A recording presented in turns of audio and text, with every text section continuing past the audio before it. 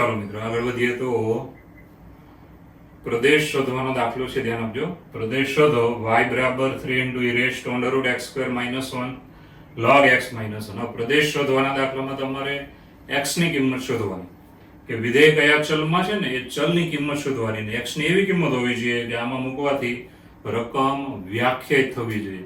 બરાબર છે? x ની કિંમત મૂકો ને રકમ અવ્યાખ્યાયિત થાય તો એવી x ની કિંમત લેવાની નહીં. x ની જે કિંમત માટે આ રકમ વ્યાખ્યાયિત થાય એ કિંમતોનો ગણ એને કહેવાય આપેલી રકમ માટે પ્રદેશ, કે આપણે એમાંથી કિંમત લઈ શકીએ. તો x ની કિંમત આપણે મેળવવાની છે. તો મેં તમને જે સમજાવ્યું હતું યાદ કરજો. નિયમો એ નિયમો પ્રમાણે ચાલવાનું છે. ઓકે, સૌપ્રથમ તમે જુઓ કે y બરાબર જે વિધેય આપ્યું તે. હવે આની અંદર બે વસ્તુ છે, એક તમે આ જોઈ શકો છો અને બીજું log વાળું જોઈ શકો છો. બરાબર છે? હવે આ બંનેમાં ચાલે એવો x લાવવાનો છે. બંનેમાં બે વિધેયનો ગુણાકાર હોય, ભાગાકાર હોય, સરવાળો હોય, બાદબાકી હોય, એ બધામાં શરત એવી આવે કે બધા માટે ચાલે. એટલે આપણે બધામાં જે શરત મળી ગઈ એનું શું લઈ લેવાનું? છેદગણ. તો સૌપ્રથમ આ પદ જુઓ. એ પદ છે ઘાતાંકીય વિધેય છે મિત્રો, e raised to under root x² - 1. આ ઘાતાંકમાં x વાળું પદ છે અને આધાર e એટલે અચળ છે. તો મિત્રો આ પદનો જવાબ તો હંમેશા 0 થી મોટો જ આવશે. is greater than 0 છે જ. બરાબર છે? એટલે આ પદ ફિક્સ થઈ ગયું કે આ પદ હંમેશા 0 થી કેવું આવે? મોટું. એટલે આ ધન જ છે. હવે મિત્રો આમાં જઈએ, ધ્યાન આપજો x કેવો મળે તે. તો log વાળા પદ માટે તમે નિયમ ભણી ગયા છો કે log x - 1. બરાબર છે? આના માટે તમે શું કહી શકો કે x - 1 greater than 0 હોય. નિયમ પ્રમાણે x - 1 0 કરતા મોટો હોય. મેં તમને જે નિયમ લખાવ્યો તે યાદ કરજો. log x, તો x હંમેશા કેવો હોવો જોઈએ? ધન હોવો જોઈએ, 0 થી મોટો હોવો જોઈએ. એમ અહીંયા શું આવ્યું? log x - 1. તો x - 1 હંમેશા કેવો હોવો જોઈએ? ધન હોવું જોઈએ. આ નિયમ મોઢે કરી નાખજો. log નો ઘટક હંમેશા ધન હોય, આવું યાદ રાખવાનું. ઓકે, ચાલો સાદરૂપ આપી દઈશું. 1 પેલી બાજુ માટે x is greater than 1. x ની કિંમત 1 થી મોટી. તો બહુ ચોખ્ખી વાત છે, 1 થી મોટી તમે ગમે તે કિંમત લઈ લો. બરાબર છે? આ તો ધન જ રહેવાનું છે. x અહીંયા તમે આમાં ગમે તે x લઈ લીધો, 1 થી મોટો ગમે તે, તો આને કોઈ પ્રોબ્લેમ નથી. કારણ કે આ પદ છે એમાં તમે આમાંથી x જે પણ મળ્યો હોય 1 થી મોટો, તમે લીધો 5, 25, 100 જે લેવું હોય તે અહીંયા મૂકશો તો આનો જવાબ તો ધન જ આવવાનો. એટલે આમાં x ની કિંમત મૂકવાથી કોઈ પ્રોબ્લેમ થવાનો નથી. 1 થી મોટો લઈને અહીંયા મૂકો એટલે વર્ગમૂળની અંદર એ પ્રોબ્લેમ નથી. જો 1 થી મોટી કિંમત x ની તમે લઈને મૂકશો તો વર્ગમૂળ જે પણ આપ્યું છે ધ્યાન આપજો, એ પણ હંમેશા અંદરનું પદ ધ્યાન આપજો 0 થી મોટું જ રહે, ધન જ રહેશે. બરાબર? એટલે વર્ગમૂળના નિયમનું પણ પાલન થાય છે, 0 થી મોટું જ રહેશે.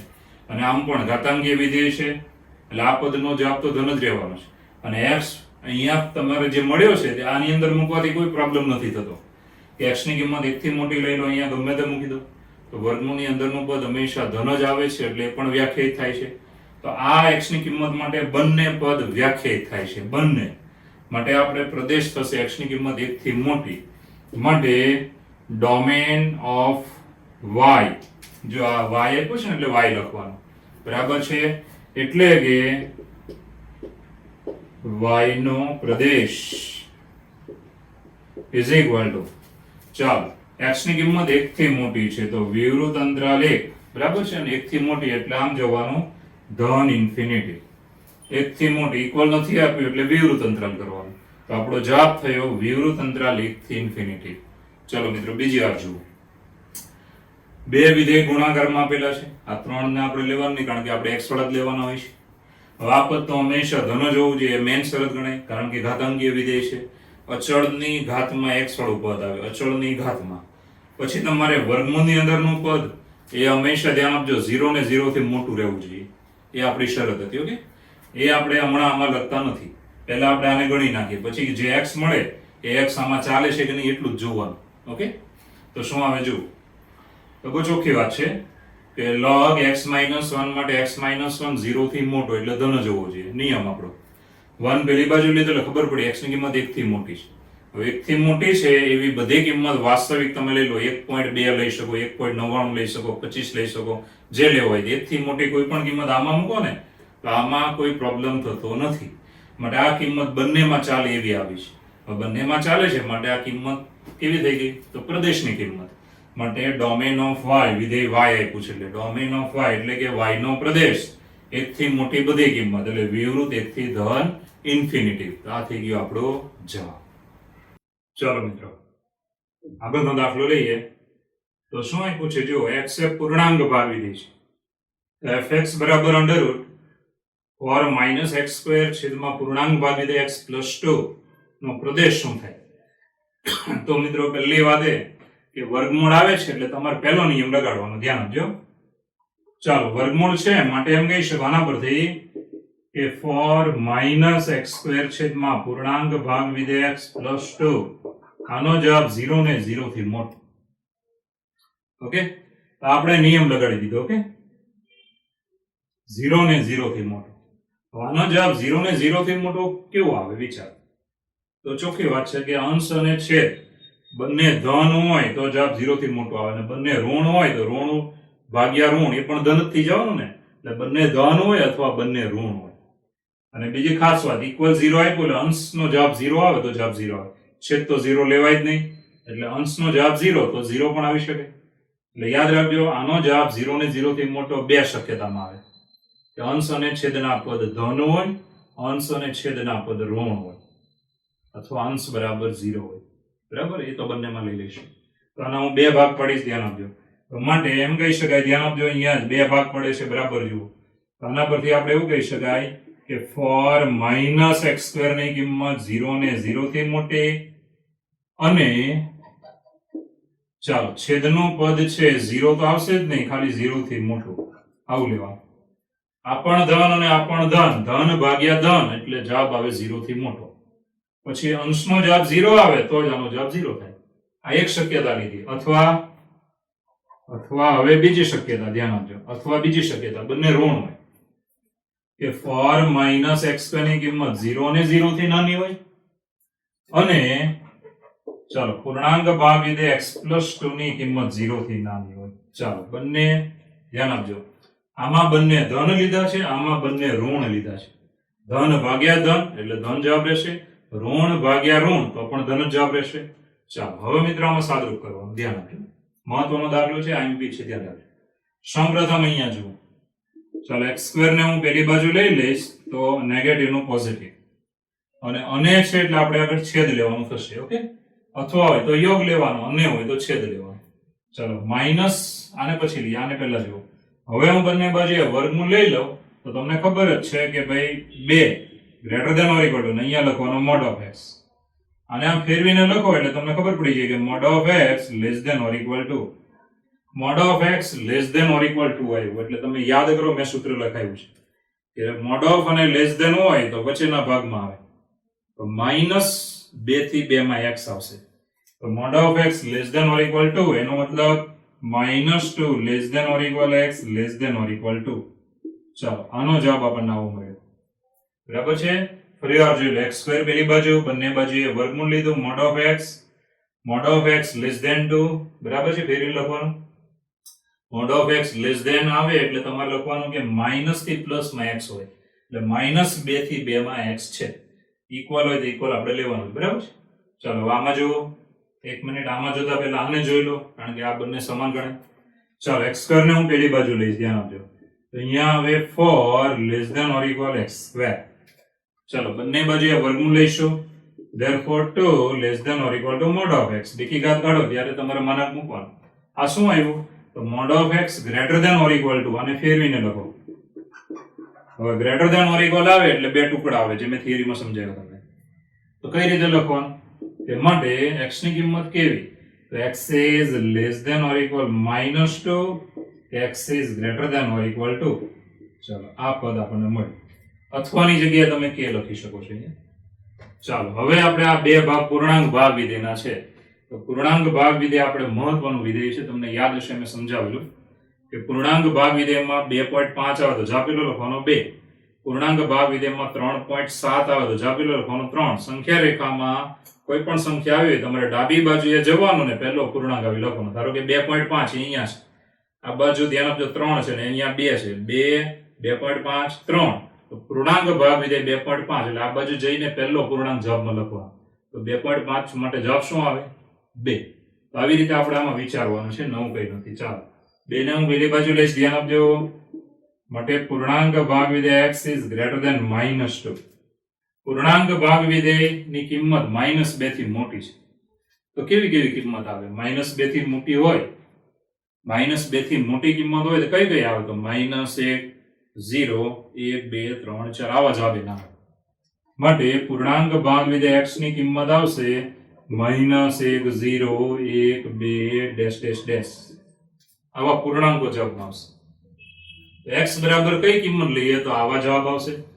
તો માટે x બરાબર કિંમત થઈ, કેવી કિંમત થઈ? x બરાબર, તો બહુ ચોખ્ખી વાત છે કે x ની કિંમત આવશે, ચાલો -1 મારે જવાબ લાવવો હોય, -1 પૂર્ણાંક ભાગ વિધેય જવાબ -1 લાવવો છે. તો તમને ખબર છે કે -1 અને 0 સુધીમાં ગમે એ અપૂર્ણાંક આવ્યો હોય તો જવાબમાં -1 જ આવી જવાનો. એટલે -1 થી બધી સંખ્યા મોટી લઈ લો તો બધા માટે જવાબ તમને આવવા મળે. બરાબર છે? એટલે x ની કિંમત કેવી? તો તમને ખબર પડી જાય કે x ની કિંમત -1 અને -1 થી મોટી. x ની કિંમત -1 અને -1 થી મોટી ત્યારે તમારો જવાબ આવશે. બરાબર? -1 હોય તો -1 આવે, -1 ને 0 ની અંદર ની હોય તો -1 આવે, 0 હોય તો 0 આવે, 0 થી 1 માં હોય તો પણ 0 આવે, 1 હોય તો 1 આવે, 1 થી 2 માં હોય તો પણ 1 આવે. આવી રીતે જવાબ આવશે. હવે આ બંનેમાં જો અને લખ્યું છે, અને એટલે આપણે શું લેવાનો? છેદ. આ બંનેનો છેદ લેવાનો. ચાલો બંનેનો છેદ, ચાલો બંનેનો છેદ એટલે તમે જુઓ તો -2 થી 2 અને આ x ની કિંમત -1 થી મોટી છે. -1 થી મોટી એટલે ખબર પડી જાય ને. -2 થી 2 તમને ખબર છે કે અહીંયા આપણે સંખ્યા રેખામાં વિચારો તો -2 થી 2 બરાબર આ ભાગ આવ્યો. હવે -1 થી મોટો છે એનો મતલબ અહીંયા -1 આવે, અને એમાં એમ કીધું -1 અને -1 થી મોટો, તો આ બાજુથી આખી સંખ્યા આ બાજુ બધી. તો મિત્રો આ બંનેનો છેદગણ કેવો થાય? તો બંનેનો છેદગણ આટલો ભાગ આવે, જે આપણે જોઈ શકીએ છીએ કે -1 અને -1 થી મોટો, 2 અને 2 થી નાનો. માટે x કેવો મળ્યો? તો -1 અને -1 થી મોટો, 2 અને 2 થી નાનો. ચાલો આ આપણને છેદ મળી ગયો, છેદ. બરાબર? આ બંનેનો શું મળ્યો કહેવાય? છેદ. ચાલો મિત્રો આગળ વધીએ. હવે પેલી બાજુમાં જઈએ છીએ, ધ્યાન આપજો. સૌપ્રથમ પૂર્ણાંક ભાગ વિધેય માટે આગળ વધીશું. જો તો 2 ને હું પેલી બાજુ લઈશ એટલે -2. માટે પૂર્ણાંક ભાગ વિધેય x લેસ ધેન -2. પૂર્ણાંક ભાગ વિધેયની કિંમત -2 થી નાની બધા પૂર્ણાંકો આવે તો કેવા આવશે? તો પૂર્ણાંક ભાગ વિધેય x બરાબર અનંત થી આવશે. ચાલો -5, -4, -3 આવા પૂર્ણાંકો આવે. બરાબર? આ બધા પૂર્ણાંકો આવશે. હવે બહુ ચોખ્ખી વાત છે કે -2 થી નાના પૂર્ણાંકો છે. તો -3 મારે જવાબ લાવવો હોય તો x કેવો હોવો જોઈએ? x હોવો જોઈએ -3 અથવા -3 થી મોટો પણ -2 થી નાનો. -2, -3 એની વચ્ચે હોય તો પણ જવાબ પેલો -3. તો અહીંયા x આપણો નક્કી થઈ ગયો, માટે x કેવો આવશે? તો -3 થી નાનો is less than -3. ચાલો હવે મિત્રો આ બંનેનો આપણે શું લેવાનો? છેદ લેવાનો. ચાલો આ બંનેનો છેદ લઈએ. ચાલો આ બંનેનો છેદ શું આવશે? જુઓ x ની કિંમત -2 અને -2 થી નાની છે, x ની કિંમત 2 અને 2 થી મોટી છે, બે ટુકડા છે. તો વિચાર કરજો આવી રીતે. ચાલો -2 અને અહીંયા 2 છે, -2 અને -2 થી નાની એટલે આ ટુકડો આવશે. એ રીતે 2 અને 2 થી મોટી એટલે પેલી બાજુનો ટુકડો આવશે. બરાબર છે? અને આ શું છે? 3 થી નાની, -3 થી નાની. -3 ક્યાં આવે? તો તમને ખબર છે કે અહીંયા -3 આવે. તો -3 થી નાની આ બાજુ x is less than -3. જો x ની કિંમત -3 થી નાની, તો બંનેના છેદમાં શું આવ્યું? બંનેના છેદમાં આવે -3 થી નાની. અહીંયા આવ્યું x is less than -3. આ બંનેનો શું આવી ગયો? છેદ આવી ગયો મિત્રો. હવે આગળ વધીએ તો હવે આપણે વચ્ચે શું હતું? અથવા. અથવા એટલે આપણે લેવાનો છે યોગ. આ બંને શરતનો લેવાનો યોગ. બરાબર છે? હવે આને અંતરાલ સ્વરૂપે લખી નાખીએ છીએ. આ સમતા છે એને અંતરાલ સ્વરૂપે. આ બંનેનો યોગ લઈએ તો શું જવાબમાં આવે? જો પહેલો તો આ છે. માટે પ્રદેશ ચાલો -1 થી 2 માં x છે એટલે કે સંવૃત અંતરાલ -1 થી 2 યોગ પછી પેલી બાજુનો ભાગ x ની કિંમત -3 થી નાની છે. -3 થી નાની એટલે નેગેટિવ ઇન્ફિનિટી. -3 થી નાની છે તો આને આપણે આવી રીતે લખી નાખવાનું અને આને આવી રીતે લખી નાખવાનું. બરાબર છે? એટલે આપણો થઈ ગયો જવાબ. તો આવા દાખલા એક્ઝામમાં પૂછાય છે. તો ગભરાવાનું નહીં, ખાલી વિચારવાનું કે શું થયું. બાકી ડરો તો તમારા માટે ડરો તો સાયન્સ નથી, કારણ કે આપણે તો આગળ બહુ ડેન્જર કામ કરવાના આવશે. સાયન્સ રાખવું છે, એન્જિનિયરિંગ કરવું છે આપણે, તો ધ્યાન રાખજો. ઈઝી છે, પરંતુ ખાસ મગજ ચલાવવાનું શરત પ્રમાણે. તો જુઓ, શું પહેલેથી જુઓ, fx બરાબર આ આપેલું છે, બરાબર, વર્ગમૂળ. તો f નો પ્રદેશ એટલે કે x ની કિંમત કેવી છે, તો વર્ગમૂળ આપ્યું છે માટે આ પદનો જવાબ 0 ને 0 થી કેવો રહે, મોટો રહેશે. હવે અહીંયાથી બે ભાગ પડે. 0 ને 0 થી જો આનો જવાબ મોટો રહેતો હોય તો અંશ અને છેદ બંને ધન હોય અથવા બંને ઋણ હોય, એટલે અથવા આપણે વચ્ચે મૂક્યું. બરાબર છે? તો બંને મેં ધન લીધા. અંશનું પદ ધન 0 ને 0 થી મોટું અને છેદનું પદ 0 થી મોટું, કારણ કે છેદ 0 લેવાય નહીં એટલે ખાલી 0 થી મોટું. અથવા અંશનું પદ 0 ને 0 થી નાનું અને છેદ 0 થી નાનું. હવે મિત્રો પહેલા આ પદને સાદરૂપ આપ્યું. x² પેલી બાજુ, વર્ગ કાઢી નાખીએ, વર્ગમૂળ લઈએ એટલે મોડ ઓફ લખવાનું. Mod of x less than or equal to એટલે તમને ખબર છે વચ્ચેનો ભાગ આવ્યો કે વચ્ચેનો ભાગ -2 થી 2 માં x છે. એ રીતે આમાં જુઓ, x² પેલી બાજુ, વર્ગમૂળ લઈએ, મોડ ઓફ x, બરાબર છે? આમ ફેરવીને લખીએ તો mod of x is greater than or equal to એટલે બે ટુકડા આવશે કે -2 અને -2 થી નાનો x કે x ની કિંમત 2 અને 2 થી મોટી. ચાલો મિત્રો, પૂર્ણાંક ભાગ વિધેય જુઓ. 2 ને પેલી બાજુ લીધા -2, પૂર્ણાંક ભાગ વિધેયની કિંમત -2 થી મોટી છે. તો કયા કયા પૂર્ણાંકો આવે? તો તમને ખબર છે -2 થી મોટા પૂર્ણાંકો કયા? તો -1 0 1 2 ડેશ ડેશ ડેશ. હવે આવો જવાબ ક્યારે આવે કે x ની કિંમત કેવી લેવી પડે? તો -1 અને -1 થી મોટી લેશો એટલે આવો જવાબ આવશે. હવે આ બંનેનો છેદ લેવાનો. તો -2 થી 2 માં x છે, ઓકે. પછી x ની કિંમત -1 થી મોટી છે. આ છે x is greater than or equal -1. બરાબર છે? તો બંનેના છેદમાં શું આવ્યું? તો બંનેના છેદમાં ખાલી આટલો જ ભાગ આવે કે -1 અને -1 થી મોટો છે x, 2 અને 2 થી નાનો છે. રેડી? તો -1 થી 2 માં x છે, -1 થી 2 માં x છે. ચલો આ બાજુ 2 ને પેલી બાજુ લીધા એટલે -2. પૂર્ણાંક ભાગ વિધેય બરાબર ઇઝ લેસ ધેન -2 છે.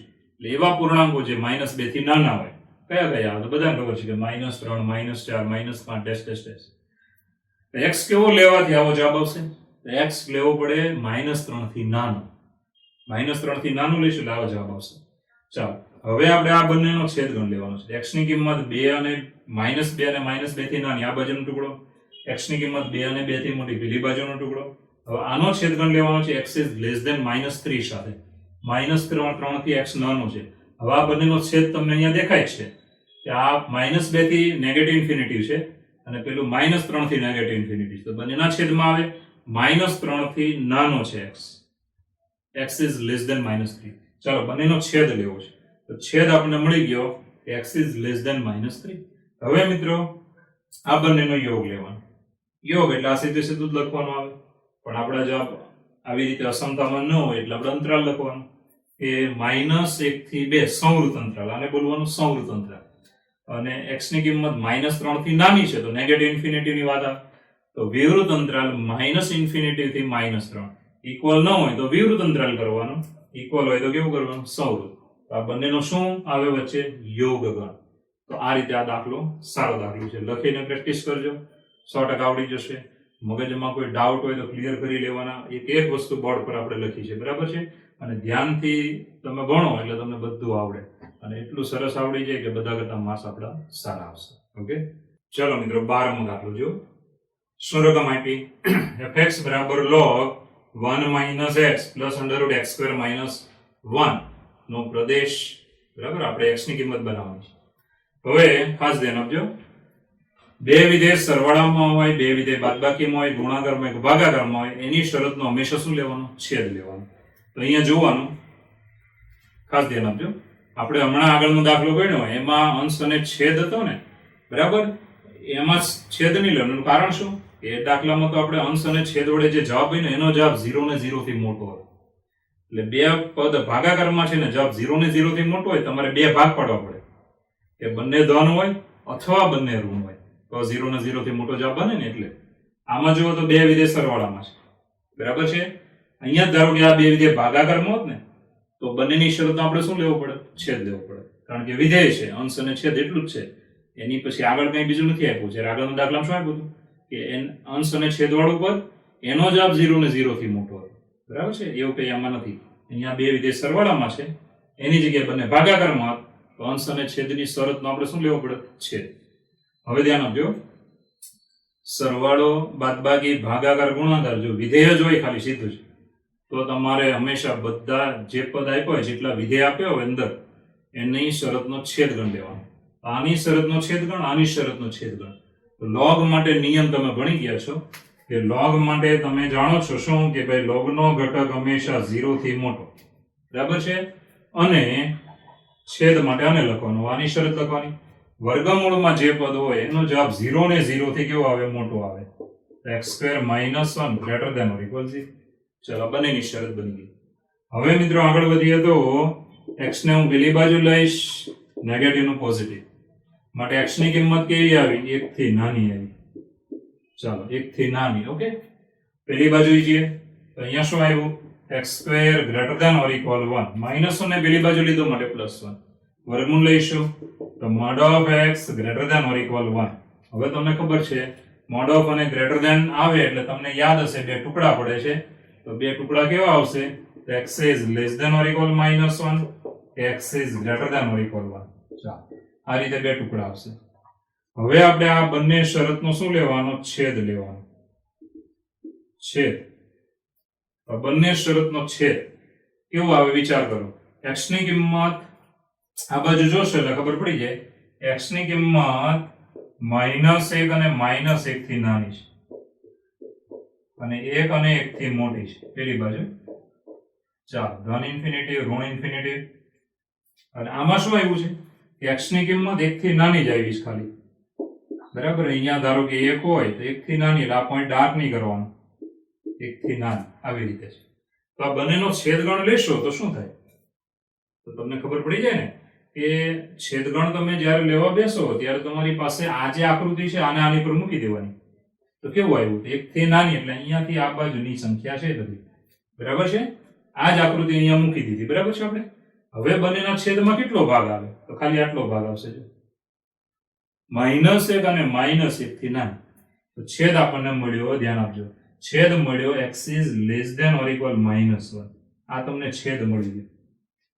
માટે પ્રદેશ x ની કિંમત -1 અને -1 થી નાની એનો મતલબ નેગેટિવ ઇન્ફિનિટી થી -1 સંવૃત બરાબર છે -1 અને -1 થી કેવી છે નાની છે આ થઈ ગયો આપણો જવાબ એકદમ સહેલો હતો લોગનો નિયમ વર્ગમૂળનો નિયમ બે શરત મળી ગઈ હવે એનો છેદ લેવાનો છે છેદ એકદમ ઈઝી હોય છે એ બે ટુકડા છે એક થી નાની કિંમત છે એક થી નાની કિંમત એટલે આ ઉપરની આકૃતિ જુઓ બંનેના છેદમાં કેટલો ભાગ આવે છેદમાં આટલો ભાગ આવે બરાબર છે પેલી બાજુથી તમે અહીંયા આવશો એટલે આટલો ભાગ બંનેના છેદમાં આવી જાય જે આપણો શું થઈ ગયું જવાબ ઓકે ચલો મિત્રો 13મો દાખલો જો શું રકમ આપી છે જો કે y બરાબર fx બરાબર 1 છેદમાં log 1 - x આધાર 10 પ્લસ √x + 2 નો પ્રદેશ હવે તમારે યાદ રાખવાનું છેદમાં જે પદ આવ્યું એ 0 ન થવું જોઈએ પહેલી શરત એ છે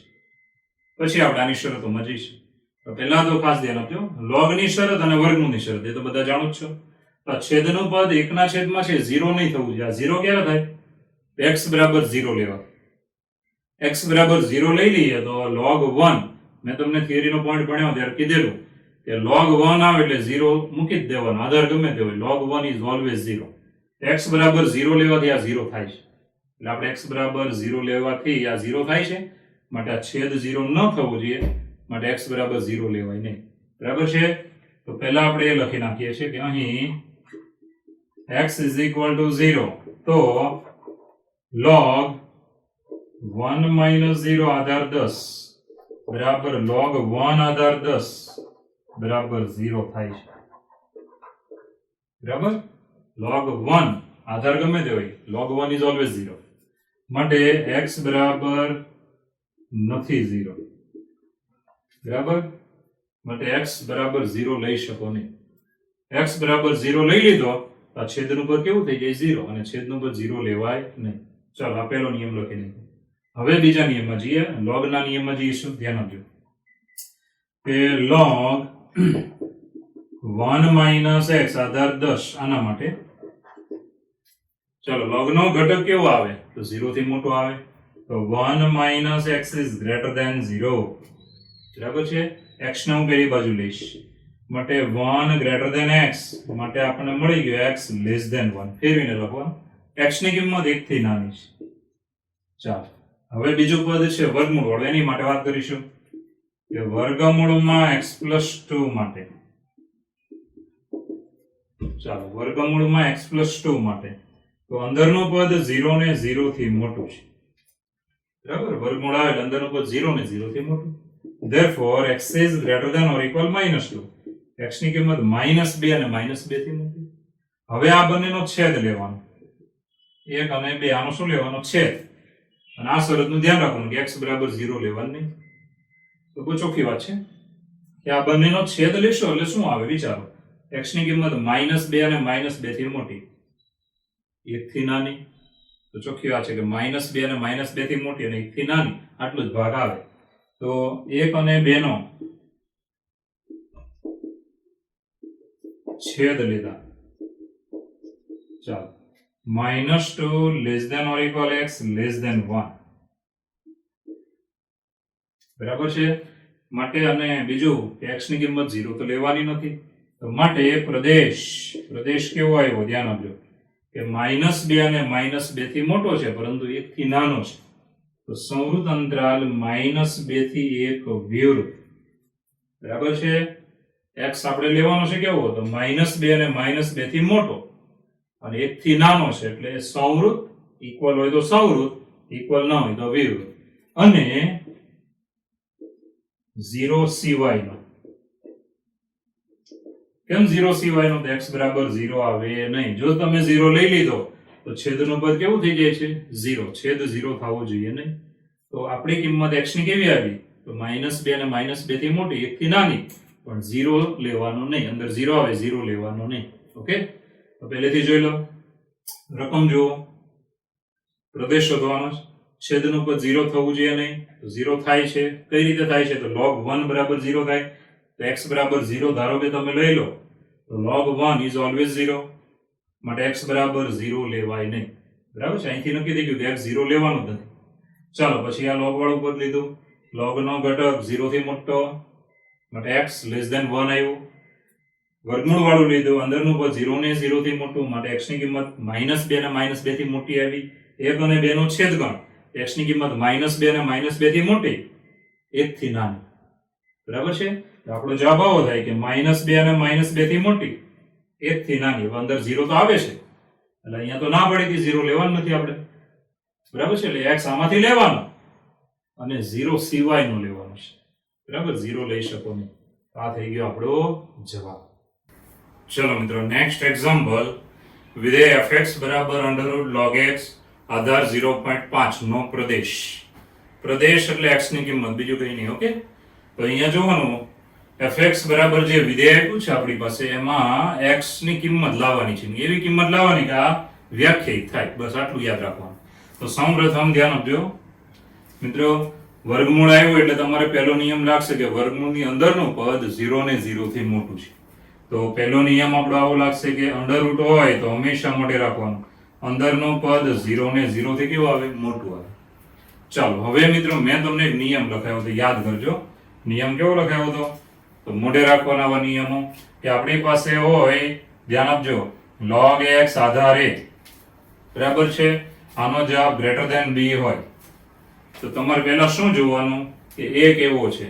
જો a, ધ્યાન આપજો, 1 થી નાનો હોય, 0 ને 1 ની વચ્ચે હોય, જો 0 less than a less than 1, તો આ જે પદ છે એને તમે કેવી રીતે ફેરવી શકો તો તમારે લખવાનું x, ધ્યાન આપજો, અસમતા બદલાઈ ગઈ, ગ્રેટર ધેન ની લેસ ધેન અને b ની ઘાતમાં a. તો આ પદને તમે આમ ફેરવી શકો છો આવી રીતે. ખાસ યાદ રાખજો, આ નિયમ ભૂલી ગયા તો પ્રોબ્લેમ આવી જશે, કારણ કે કોઈ પણ બુકમાં તમને આવી રીતે નિયમ લખેલો મળશે નહીં જલ્દી. શું છે જુઓ, log x આધારે ગ્રેટર ધેન b આપ્યું છે, ઇક્વલ આપ્યું ન આપ્યું કોઈ પ્રોબ્લેમ નહીં, આપ્યું હોય તો રાખવાનું, ન આપ્યું તો નહીં લખવાનું. તો ધ્યાન આપજો. હવે આ આધાર જોવાનો 0 થી 1 ની અંદર હોય તો તમે આવી રીતે આને ફેરવી નાખો, ત્યારે અસમતા બદલવાની. ગ્રેટર ધેન નું શું થાય છે? લેસ ધેન આપ્યું તો શું કરવાનું? Greater than.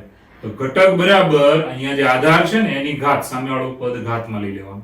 એટલે ઘટક બરાબર આપણે એવો નિયમ પ્રમાણે ચાલવાનું કે ઘટક પછી જે પણ આપ્યો હોય, ઇક્વલ આપ્યું હોય કે ન આપ્યું કે અસમતા આપ્યું હોય, પછી આધારની ઘાત એટલે x, અને અહીંયા શું લખવાનું? આધારની ઘાત એટલે શું આવશે કે ભાઈ આધારની ઘાત એટલે a ની b ઘાત. જોજો હું બોલું છું એ પ્રમાણે ધ્યાન રાખજો. શું લખ્યું? ફરીવાર, જ્યારે તમને આવી રીતે log વાળી અસમતા આપી હોય ત્યારે તમારે શું કરવાનું?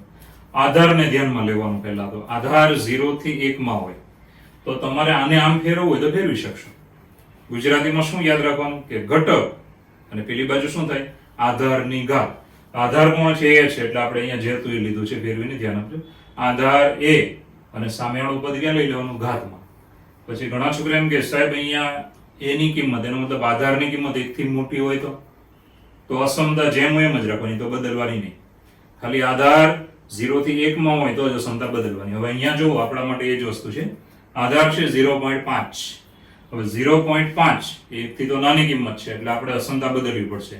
તો હું આવી રીતે ફેરવું છું કે ઘટક, ધ્યાન આપજો, ઘટક એટલે x, પછી અસમતા બદલવાની, ગ્રેટર ધેન ઓર ઇક્વલ નું શું કરવાનું? Less than or equal. Okay, અને આ આધાર છે એની ઘાત આને લઈ લેવાની કે 0.5 ની 0 ઘાત. જો ઘટક અને પેલી બાજુ શું લખ્યું? આધારની ઘાત.